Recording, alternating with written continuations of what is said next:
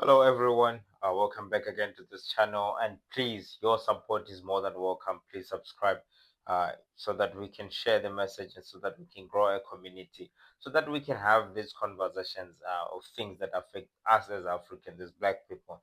Tonight I want to talk about borders, Africa without borders. I think it's a message that all the Pan-Africanists preach a lot, all those who support African unity. Now we just have to give it a little bit of a background. Obviously, pre-colonization, there were no borders in Africa, and during the Berlin Conference in 1864, 1865, the European powers decided to draw borders and separate Africa into smaller portions or smaller countries, which they could take control of, so that they cannot have conflict amongst themselves of who takes which part of Africa. And this is when borders came about. This is when Africa was divided and was separated. And when the colonizers were doing this, they did not consider whether they were dividing people, or people of the same ethnical group were on the other side, whether they fall into different into a different country. Now, for example, the case in DRC, where they just drew a border between Rwanda and DRC, and separated the Tutsi people. Some of the Tutsi people lives in Eastern Congo, and some Tutsi people live on the other side of in Rwanda, which is we can say causing conflict today already because of those colonial borders. That some people would also discuss the same instances with Lesotho and South Africa. In so many instances, in Africa, there have been issues boiling because of these colonial borders, and also when it comes to immigration policies, especially with South Africa receiving much of the immigrants from different parts of Africa. When they are called illegal immigrants in South Africa, people ought to begin to question and say, "But what do you mean? We are Africans.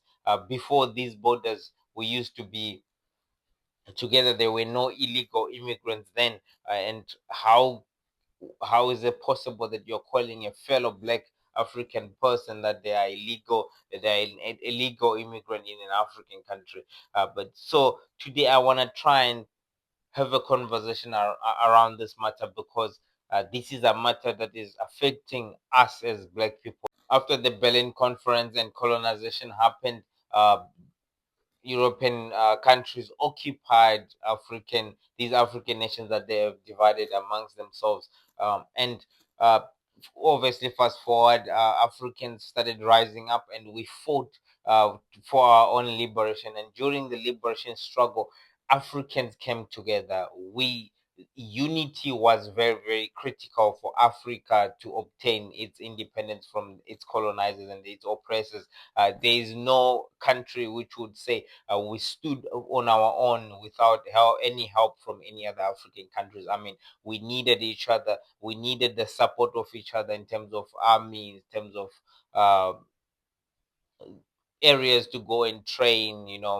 Other the liberation movement would run away when they are being persecuted or being arrested or being killed by the oppressors. They would run away into a neighboring country and train from there and help all their logistics. And I mean, there was strong unity. Was unity. Africa stood together in order to obtain independence, in order to defeat the oppressors, in order for us to defeat the colonizers. And fast forward to 1964, when most of the African countries had started gaining independence. At the conference of Cairo, the African leaders sat down and started having a conversation around these borders, and said, with leaders such as Kwame Nkrumah and Muammar Gaddafi, were strongly against these borders, and were saying we must get rid of these borders, because we cannot be defined by the colonizer. We are one people. We must unite. I mean, coming out of the liberation struggles, with how much these leaders had to intertwine with, interact and work together with each other in order for them to accomplish what we have accomplished as Africans. I mean, one would understand why these liberators felt so strongly that we needed to get rid of these borders and come together. Um, Kwame Nkrumah wanted to do it right now. There was urgency in his message, but unfortunately, other leaders saw it differently. They thought this was gonna cause other conflicts between each other, and when these borders are being redrawn, and so they decided to leave them as they are. But still, Africa was to keep making strides towards unity and towards working together as a continent, as black people. um, Fast forward to today, we still have these borders, and they are causing some issues around immigration and some issues in the DRC. And today, new leaders such as Julia Selo Malema have entered the political arena with the same message, with the same Pan-Africanist message, saying we need to unite as Africa. We need to come together. We need to get rid of these borders. Uh, but today, since it's been years late, I see the message not being accepted by everybody. Some people have fallen in love of their nationalities, and because now we have changed our identity. We are now identified as Zimbabwean, South African, Botswana, and Ugandan, and Mozambican, and Nigerian, which is now deep within ourselves, which is has become more difficult, I would say, for us to keep having this conversation of saying we must get rid of these borders. And I think if they were worried about causing conflict back then, I think they would have done it then. It was better than today. I think today we ought to worry even more, because now we have changed our identities. We have forgotten much of being African, and we have adopted these nationalities that were given to us by the colonizers. And especially with the circumstance that Africa finds itself today, with the economic situation in Africa, you ought to understand why, if you speak about open borders, uh, South Africans in particular would not buy this idea. I think if any leader wants to preach this message or to explain further, at what point are we in terms of uniting Africa? At what point are we actually going to be able, at what stage of us integrating African countries again, are we actually able to get rid of borders? Because I can tell you, Africa is not ready today, as it is for those open border policies to come into play, because I'm sure it's gonna be chaos everywhere, especially within the SADC region with the economic situation, the instabilities that surrounds the countries in SADC.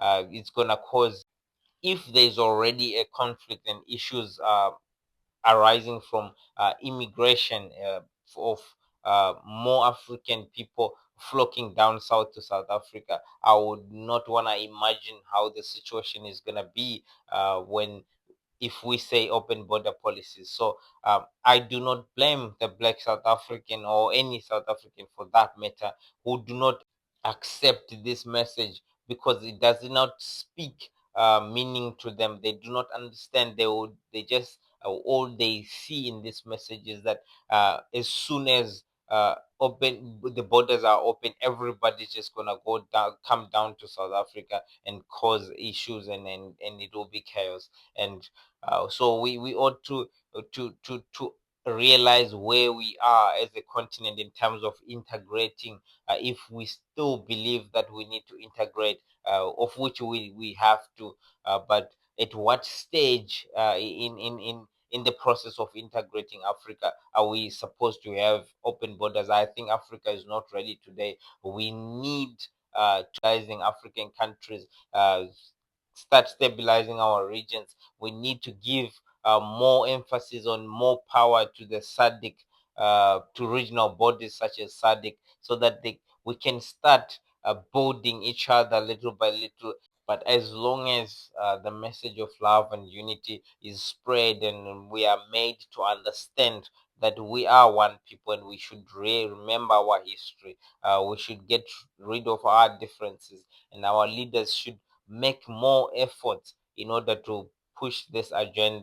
And as Africans, we need to start working together in order to help each other, in order to pull each other out, so that we can become better and better, so that even if when we have those open borders, if our regions are stable, then we will not have a crisis. When that happens, there won't be anybody in a hurry to migrate to a better side, and think, I need to migrate to the better, to greener pastures. And also, when another country is a little bit developed more than the other country, they feel like, what are you bringing to the table? You want us to unite, and you want us to have no borders between you and me, but we all know that the advantages will flow more towards your side, because you're the one who is underdeveloped. So we need to start working on those things first before we start talking about open borders, because I can tell you it's close to impossible with the state of Africa today. So to start talking about having no borders, it's impossible. We still need to stabilize any political issues across our regions, uh, and we need to empower our bodies such as the African Union and SADC, so that they can become more important. They play key roles in starting integrating African countries and African people, so that they can be able to facilitate stability, as for the reason that they were created, obviously, but they are just ineffective today. They fail to handle any matters. For years and years, we have failed to resolve the issues in the Congo. Of recently, SADC have failed to resolve the issue in Mozambique. So we need to start having this conversation, and start the integration process little by little, until we can start discussing about this open border policies. I think, if we are to explain to our people in that sense, I think everybody would understand and everybody will accept this message. But I think the way it is pushed upon the people today, without the understanding of when and how this is gonna happen, I think it confuses people and makes it even far difficult for the for people to accept the message.